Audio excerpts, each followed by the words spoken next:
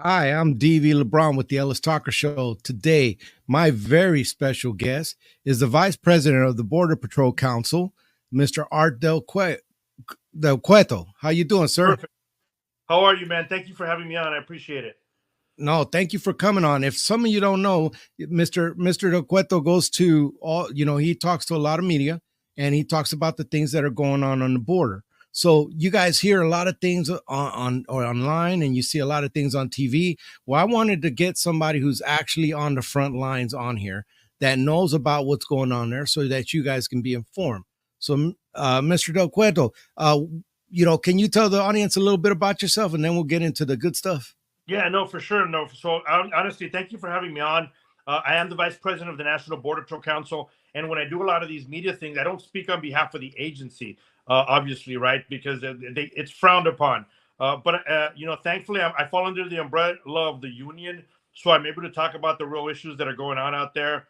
It's different for me, and I like to talk about it. And sometimes I get frustrated with other individuals, and I'll tell you what it is that I was born on the border. So I was born on the border. I was raised on the border. I grew up on the border. I work on the border. So it's a little bit different. And it's just frustrating when you get people that'll come down here. And I see it all the time. People come down, they'll take a picture by the wall, and then they'll go back and they'll say, "No, I saw how bad it is." And they want to talk about how bad it is.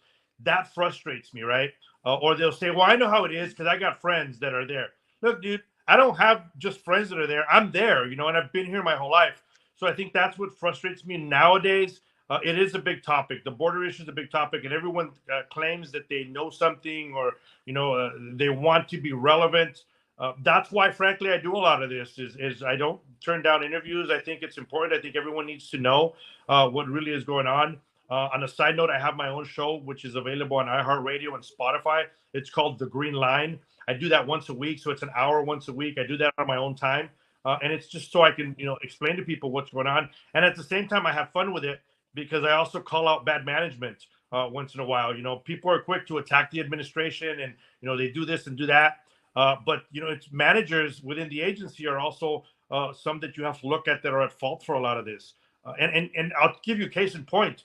Remember when all the issues are going back and forth with the FBI, and everyone's attacking the FBI leadership and attacking the FBI leadership, but they're quick to say this is not a reflection of the FBI agents. Well, here we are with things that are happening on the border, and everyone's attacking the agents, but they're not going to turn. They don't turn around and say, "Hey, it's the leadership; it's not the agents." So it's kind of it flips things around, which is frustrating, and that's why I do this. I think people have the right to know exactly what's happening out there.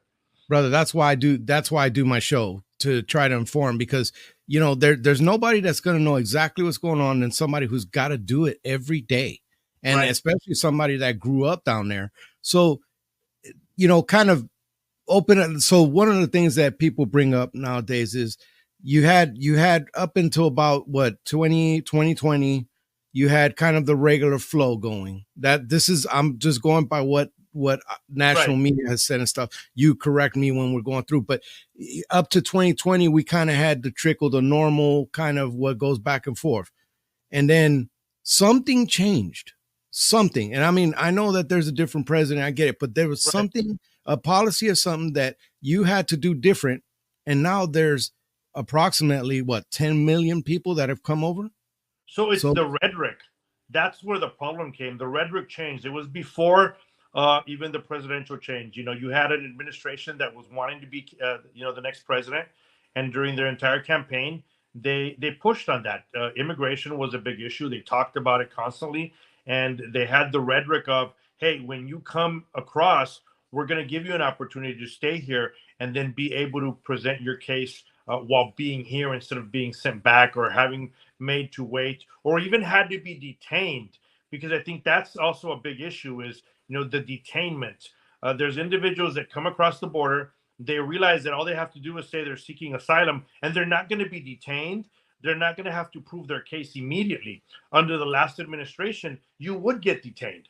That detaining of an individual, that alone was a deterrent because people would say, "Well, I'm going to go across the border, and even if I ask for asylum, they're going to detain me and I'm going to have to prove my case." So that discouraged a lot of the false claims to asylum. Under this administration, they said, "Hey, come one, come all. We're not going to turn you away. We're going to give you the opportunity to present your case, even if it's at a later date, and you'll be able to wait in the United States until your case is heard. And that's where the big change was. And that's why you started seeing individuals from all over the world that are starting to come across. And I do mean all over the world because the agency themselves have reported that they've arrested individuals from over 168 different countries. Now, that's where our whole conversation turns into, we can talk about the cartels. The same reports that the drug cartels operate in over 160 countries themselves. So crime likes crime, right? Criminals will hang out with other criminals. And when you're seeing the criminals that are involved in the human trafficking side, that is when they mingle, I guess you would say, for a lack of a better word, they mingle with the drug cartels that are going all over the world. That's when they're making the deals, and that's where they're saying, hey, there's money in this as well. So they started transporting. During this administration, you're seeing more and more individuals from different countries come across. When it's different countries, you're seeing people from Russia, you're seeing people from the Ukraine, and as you see them that they're at war with each other, I can tell you they're not at war with each other when they cross the southern border and turn themselves in. They're best of friends. As well as we're seeing individuals from the Islamic Republic of Mauritania, from Egypt, Serbia, and different places throughout Africa. Oh my God, really? So everybody's just coming in. And what's this about? One of the things that come up in the national media or have come up is that the people come in. The picture is, oh, you got children and this and that, and then there's these reports about military age males coming. Can you speak to what demographics you're seeing now compared to like prior 2020? What Right. kind of has that changed a lot? So people need to realize that a lot of it is controlled by the cartels. The cartels are the ones that know where people are going to cross, what they're going to cross. They pretty much control all that. That's why you see a lot of individuals, and just as an example, when you look at what's crossing in areas of Texas like Del Rio or RGV, you see a lot of people from Venezuela. So a lot of Venezuelans are crossing through that area, and you have a lot of national media, national attention there. You're seeing people from Haiti that are crossing there, and you have a lot of media, a lot of national attention there. A lot of it is because I think the state of Texas has done a fantastic job of being open with the American public. Governor Abbott has done a fantastic job of saying, hey, look, this is the reality of what's happening. At the same time, you got other agencies that work in those areas near the border that are very open about the problem. And it's easier and it facilitates the media to be able to go over there and see it. They can stay in cities in a hotel. You can go to Rio Grande Valley. You can go to different areas along the border that actually have hotels, right? And that's facilitated. So they're seeing the people from Haiti. They're seeing the people from Venezuela that are coming across. You got areas in El Paso that you're seeing a lot of people from Cuba that are coming. You're seeing some of the Chinese individuals that are coming through there. And then you keep on moving further west, and it brings you out to areas like Arizona, where the areas in Arizona are way more remote than what you would find in Texas. And the border towns and the border areas that you see in Arizona are sometimes 2 to 3 hours away from a hotel. Yeah. So the media sits there and says, I'm not going to go all the way out there when I can get the same picture in areas of Texas and stay at a better hotel 20 minutes away from being able to have lunch, dinner, or breakfast. So those are the differences. But then you got to see, what is it that is crossing now in Arizona? And this is where you're getting huge numbers of people, like I said, from the Islamic Republic of Mauritania, from Egypt, from Serbia, and places like that.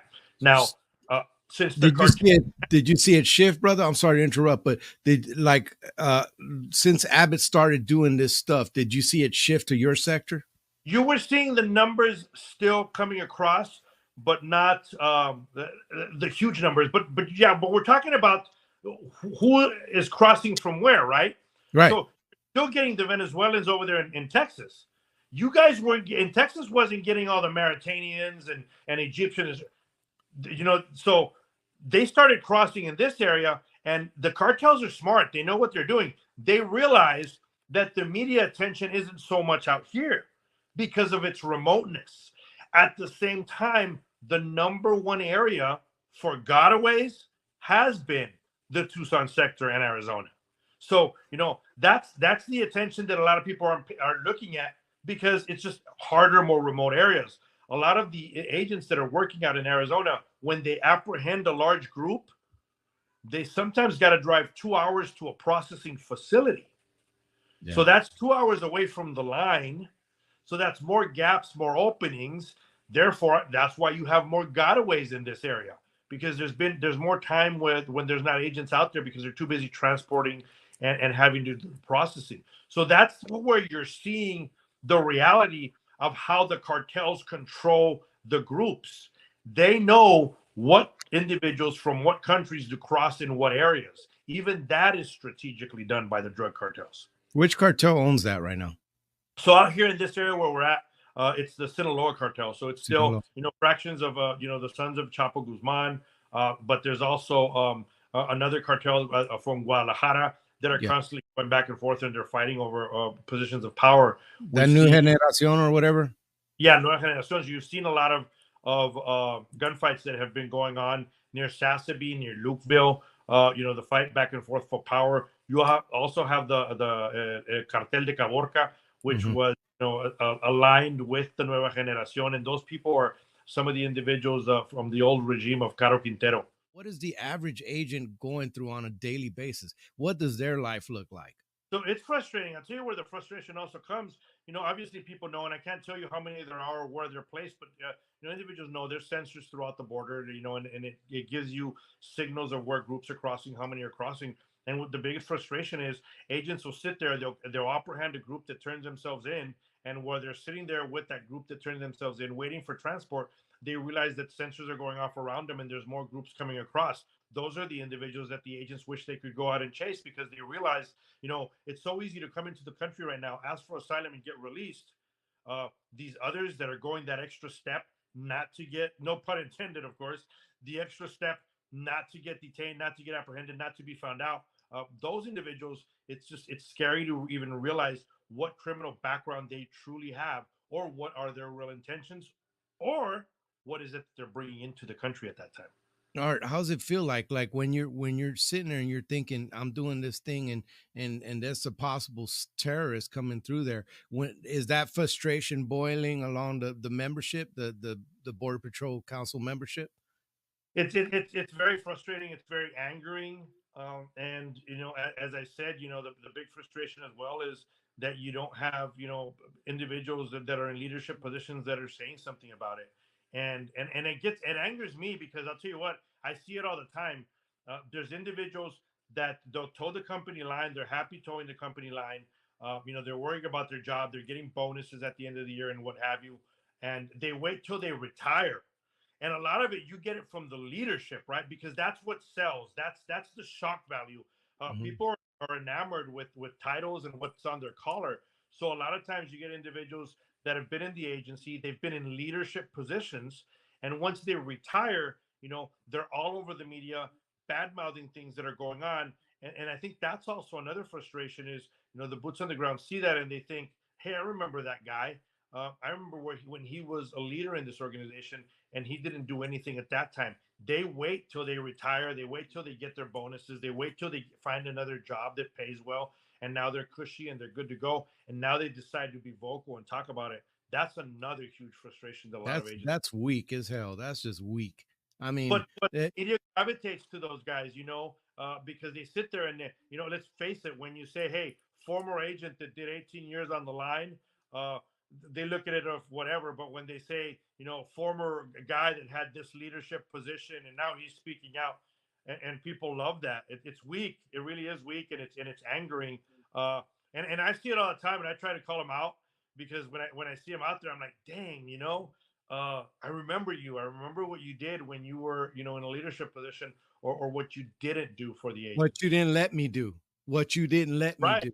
right, You were telling me no, I can't do that. Remember? Well, you guys got already things that are going to hit your morale. Staffing. You got this endless processing that's going on because the border is wide open. You're going through all the. You're not allowed to do your job, and then you got a management that's right.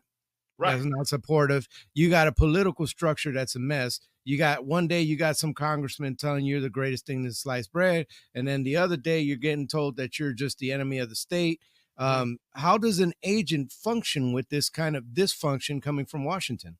It's angering. It's angering, and you're right. And you hit the nail on the head.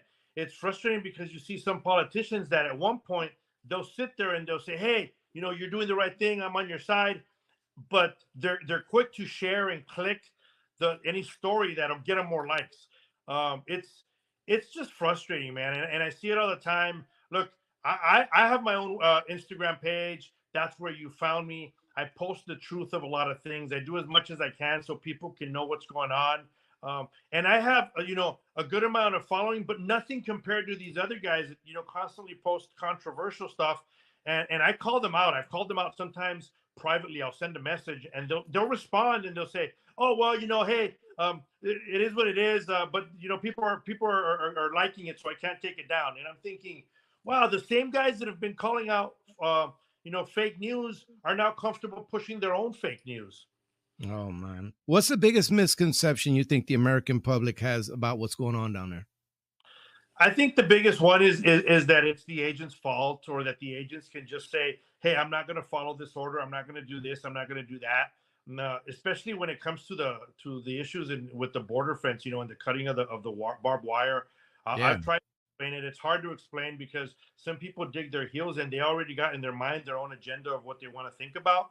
And I think that's some of the problem. People need to see, hey, when individuals are coming into the United States, first and foremost, that barbed wire, that barrier, it should act as a deterrent.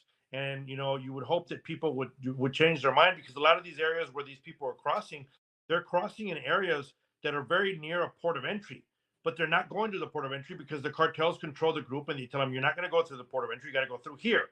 And that's one thing that is frustrating. But people need to understand, once those individuals are on U.S. soil, it is the agent's job to arrest them, and that's what the agents are doing.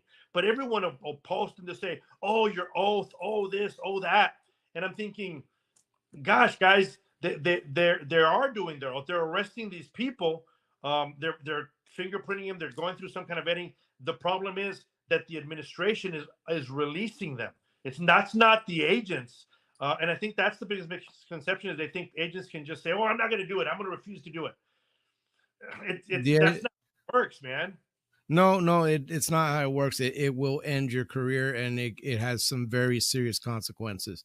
Especially if, like, just imagine the crap storm if you don't do your job and some, illegal that's trying to come over drowns and Correct. you You know didn't what? jump. What's Then the it's difference? all over the news. You're big What's the difference? racist. You're awful. The majority of the people that are vocal about that, they're not going to turn around and say, "Hey, what's your salary? We'll pay every single agent their own salary and everything else, that they have with it." And obviously, it's not just about the money, but it's about upholding the law. And the way I see it, the agents are out there. They're arresting people that are entering the country illegally. That's what they're doing. They're processing. They're going through the system. They're doing their job. That's part of their job. That always was part of their job. The problem is obviously the releasing of them, but that's not them doing it. Now tell me what it would do, because they've been talking about this, and there's a big standoff between Texas and Biden. So the barbed wire was laid up. I know you're not in the Texas sector, but I know you know No, what's but going I'm on. familiar with what's Yeah, going you're on. familiar. So he put a bunch of fencing up. He took over this park, state land. He's is he not letting Border Patrol into that area, or he's letting them in, but not So illegals? Governor Abbott, first, they wasn't Biden. So Governor Abbott said, "Hey, this is Texas land. We're gonna block it off and not allow the illegals to come in through that area," right? Which I believe. I don't work for the Supreme Court and I'm not a Supreme Court judge, but I believe that's Yeah. that's the right thing to do, right? Mhm. Because he's protecting. The funny part is he's not just protecting Texas. He's protecting the entire United States by not allowing it, because a lot of these groups, they're not staying in Texas. They're going throughout different areas of the United States. So he's doing a service to Texas, to his constituents, and he's doing a service to the United States. And he said, "Look, like, you're not going to cross through here, and we're not going to allow, just for you to turn yourself into Border Patrol." What's funny is they can go around there. They can just go around the park and turn themselves in on the around the other areas. But they continue to do it and go through there, because again, it's driven by the cartels, and they know that there's more media that's going to gravitate and see it. It's just shameful that it's coming down to this, because I don't see it as, going just defying Texas or getting angry. I see it as this administration is willing to defy law enforcement as a whole. This administration, because of their own agenda, whatever their agenda may be, is willing to prevent law enforcement and prevent individuals that are within the state of Texas from honestly protecting us from individuals that are trying to harm the country. And that's, I think, the big picture. And leadership within Border Patrol should even speak up and say, hey, that's okay. If they do that, that's fine, because that now relieves some of the agents that would have to be in that area themselves to patrol other areas around there. Yeah. Now, if everybody stood up, I mean, I know what happens there, and it would be a mess. Well, But it's not even stand up and if raise those dudes attack above, it. if It's those actually, dudes hey, above this you, is the issues and this is how you fix them. yeah. No, I mean, and so you have these, you're caught in this political shitstorm. I mean, you're damned if you do, you're damned if you don't. What's going on with the agents? Are they? I know they're frustrated, and we talked about that. But I mean, there's got to be some serious PTSD, some stress leave going on. I mean, with all those people coming in and they're telling you, you can't even really do your job. You could only do one section of your job, not your entire job. So you're going through that. What's happening to the agents? Are they So it burning is. out? I'll tell you, it's very frustrating, and I'm going to tell you from my view, it's frustrating because you have leadership within the agency that could be explaining things to the agents a lot better at the same time. So a lot of times, you get that lack of communication when it goes all the way down to the ground troops, and some of the ground troops are sitting there going, "Well, are we doing this right, or are we not doing it? Why are we doing this?" And then, of course, you got the influencers and the politicians and everyone else that the ones that I call those individuals that memorize bumper stickers. It's the bumper sticker patrol. They'll memorize 2-3 lines on a bumper sticker, and then they'll continuously repeat that line over and over again. And if you hear it enough in an echo chamber, you think they're right. Or if you see them on social media that they have thousands upon thousands of followers and they say something, then people say, well, they must be right. They wouldn't have so many followers, right? Right. And I think that's where some of the frustration also comes around is the lack of knowledge by a lot of people to explain it, and even some of the frustration within the agents where they're forced to hear some things on social media, and our own agency doesn't correct it. I asked Congressman Elsie and the candidates that are running for his office. I Mm-hmm. asked them all, do they think that this is intentional? So I'm going to ask you, do you think that this is intentional? What's happening? By the administration. Yes. There's no other way to look at it anymore at this point. For the longest time, they denied that there was a problem. They said the border was secure. Now they've switched their story and admit that there's a problem. Obviously, it's an election year, right? The American public sees the problem. Politicians see the problem. The media has pointed out many issues of the problem. There's been a lot of outspoken individuals that have shown that there is a problem, and yet this administration, knowing what worked under the last administration, refused to do it. So I mean, there's no other way to look at it, or their hatred for the last administration is just so much greater than the love for our country.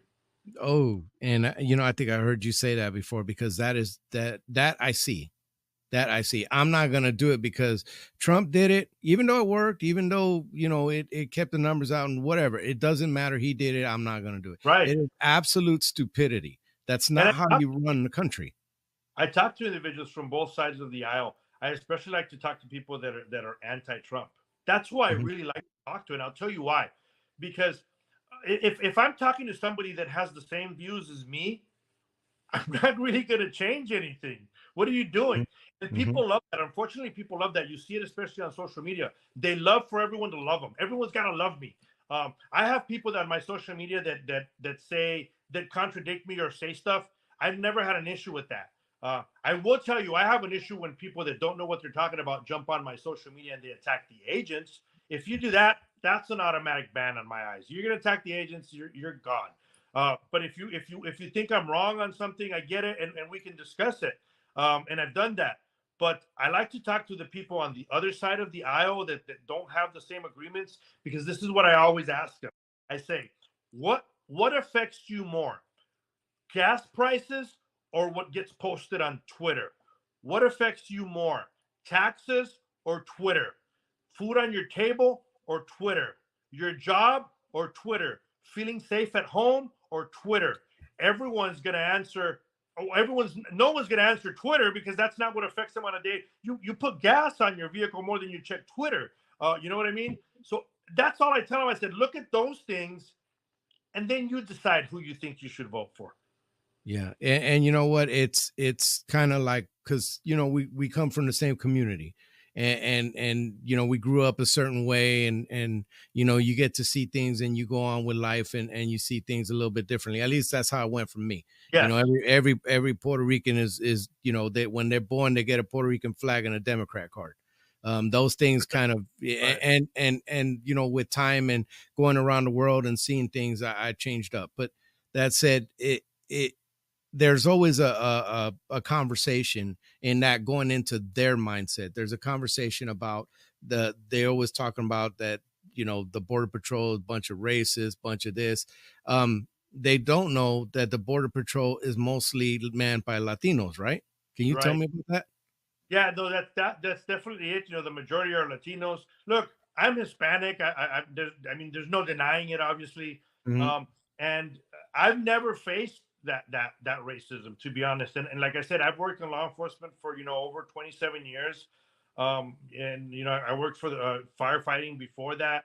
Um, it's really frustrating when you hear that, when you hear the term "vendido." I've spoken a lot of Oh, oh, out here in Arizona. I've spoken in California, areas of Texas and Nevada. So I'll speak in different events, that they'll have me.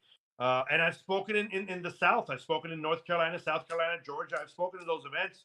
And it's not even a racial thing to me. I explain it to people. Look, illegal is not a race. I've said that so many times. And people just need to realize that. And sometimes this is funny. I'll have people that I've come across, and they'll argue with me, and they'll tell me, like, oh, how do you feel doing this to your people? And the first thing I ask them is, when you get pulled over by a Mexican federale and they ask you for mordida, or a bribe, do you tell them how do you feel about doing that to your people? So yeah. that's what it comes down to. It's just misinformation. People are misinformed. The media does a fantastic job, I'll be honest, of attacking people and attacking, certain law enforcement.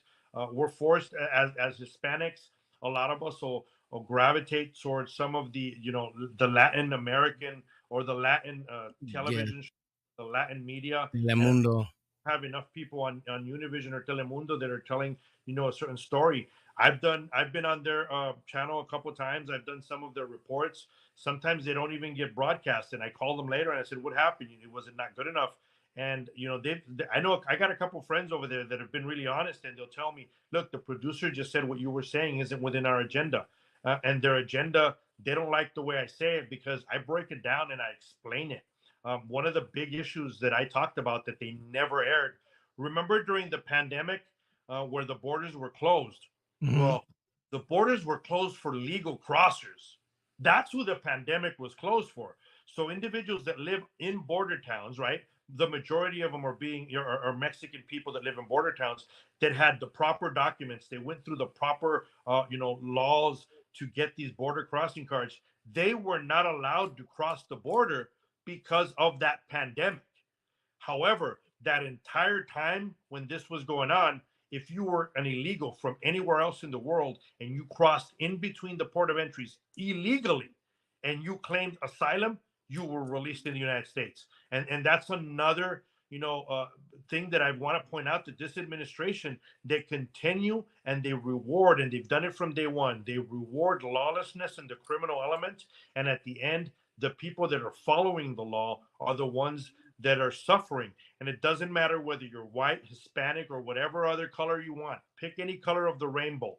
At the end of the day, this administration has defended criminal behavior and lawlessness, and has prohibited lawful individuals from gaining anything. And I could attest that when we were talking about earlier about their thoughts on law enforcement, I mean, it's affecting my agency as well. And I mean, it is real. It is real. Like, mission changes completely to we're going to do what we want. I know the law is this, but we're going to do this. And I mean, it's happening in every level of law enforcement, on the federal level. It really is. And it's kind of disgusting because, you know, I'm not a rookie. I've been doing this a while, and Right. these, you know, I've done my job to the best of my ability, and to see these people just kind of just trash it all, and just, I mean, it's just bad. And I know you guys get that every day, so I'm sorry for even complaining about that. No, I get no. You should complain because you're right. And look at who gets the brunt of it. The brunt of it is individuals like you know, that are the boots on the ground. Because the upper management, a lot of them, they're plain clothes even. So you know, no one even knows what they do when they don't attack them. You see it on the media. When they were attacking the FBI, though, people were attacking the leadership of the FBI. They weren't attacking the boots on the ground at the agents. But then all of a sudden now you see it, and you know, when it comes to border patrol, they're quick to attack the agents instead of the leadership, and that's what's frustrating. Art, I want, before I get you out, because I promised you it'd be half hour, but I could talk to you forever. The what, when it comes to sex trafficking and these children getting hurt, I want the people of Ellis County to understand what's going on down there when it comes to that, because there's a bunch of children supposedly missing that Right. the government has no accountability for. And one of my sister in arms that's working for another agency, you know, caught some 12-year-old working in Taco Bell that was one of those kids that are missing. Nobody knows where they're at. What is going on down there with sex trafficking, and what are you seeing being done to these kids and women? So that's a very frustrating thing to talk about, obviously, because you know, I'm a parent. But I'll tell you where there's so many different angles that we can go with this. And the problem is there's different factions. So there's the agents that are arresting, you know, individuals coming across, and a lot of times you see children. So there's two laws. There's a law called the Flores ruling that says you cannot detain a minor longer than 21 days. So the cartels, or the people, human smugglers, they've used that to their benefit. So what they would do is, if you're just, you know, just say from any country, and you're coming into the United States, and you realize when you get detained, you're going to probably get detained longer. So what happens is they turn around and they say, look, if you have a child with you, that child needs to be released after 21 days. Since you're the legal guardian of this child that's crossing, you're going to get released with him. So what you would see a lot is individuals that would cross and they would rent kids. They would use these kids that they rented so they can come across knowing they're going to get released.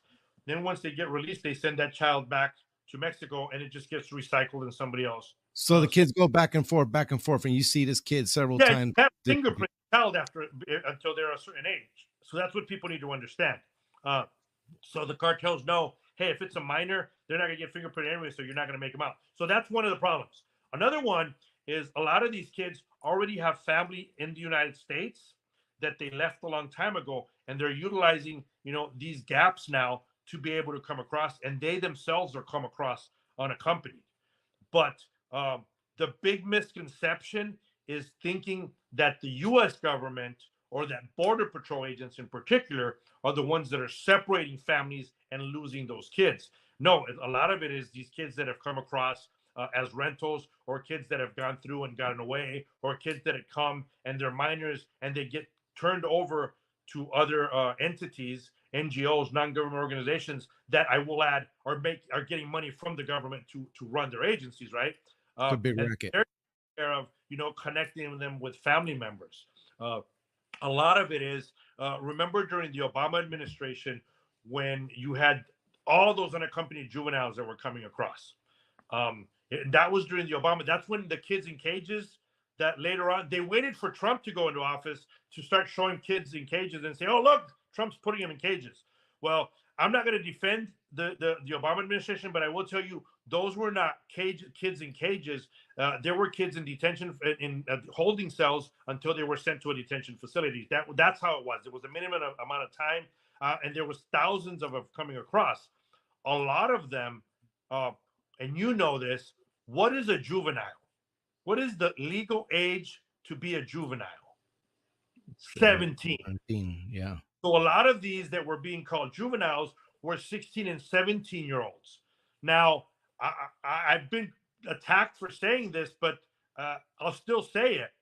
Your 16 and 17-year old juvenile that were coming across by themselves from a lot of these countries like El Salvador, Guatemala, Ecuador, Brazil, they're not your regular U.S. 16 and 17-year olds. Okay, they've lived a different lifestyle. A lot of them are already connected with gangs, with criminal elements. That's what you were seeing at that time come across. Now, that was before the Trump administration. Trump was in office for 4 years. Biden's been in office for 3 years. So you add 7 years to that 17. Yeah. You know what I mean? How old are they now? They're full-grown adults. Full grown. And if you ask anyone in the agency, within ICE or the administration, the current administration, where are all those thousands that came across? They don't know. And that's where all these numbers that they play with the numbers and they say they lost the kids. Well, they're full grown adults. That's the problem. Is a lot of these individuals are not full grown adults, and obviously there's the loopholes of the Flores ruling that people utilize, knowing that they won't get detained longer than 21 days.